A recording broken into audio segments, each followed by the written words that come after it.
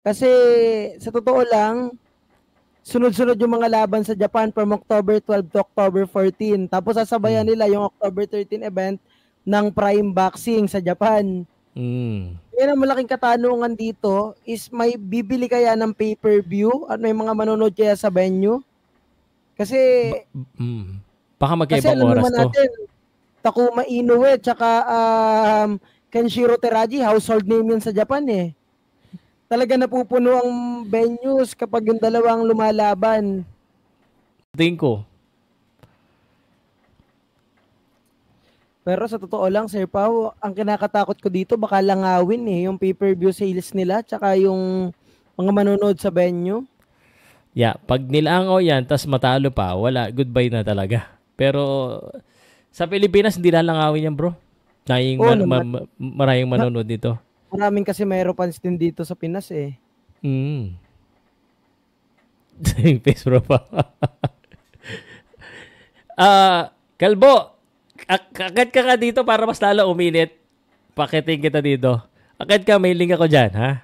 Para uminit. Yun. Basta sa akin, dun sa laban na yun sa Prime, delikado sila. Naman. Wala, knockout sila doon. Sa Dami eh. Pilipinas lang, sila mananalo kasi maraming Casimero fans. Pero in the international stage, yun ang papanoodin kasi mas maraming magandang card dun eh. Tapos Sir Pao, Yokohama pa ang pinili nilang venue eh. Hometown din yun ni Takuma. Baka magpuntahan din sa Tokyo yung mga taga Yokohama para manood, di ba? Yun na nga, dinala nila nga kay Inoue doon sa hometown eh. So nakaka, ewan ko ba? Anong style, anong nasa isip ng Treasure Boxing Promotions kung bakit ganon? No? Hindi na lang nila i-move ng kahit ilang araw man lang. Di ba? Para naman na makafocus. Kasi ang hirap nun pag although baka magkaiba yung oras. Nakita Magkaiba. ko Sir Pao, nakita ko yung nakalagay sa time ng Treasure Boxing. 12:45 sa Japan ng tanghali yung start ng first bout. Tapos parang yung main event is 5:45 dito sa Pilipinas.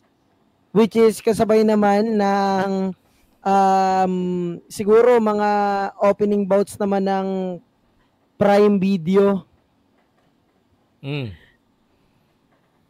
So, medyo magkakasabay pa rin. Anyway, tingin ko ano na lang yan. Matagal na kasi ito eh. Ang sa totoo niyan, sa balita ko, ilang beses na talaga silang dapat may laban eh.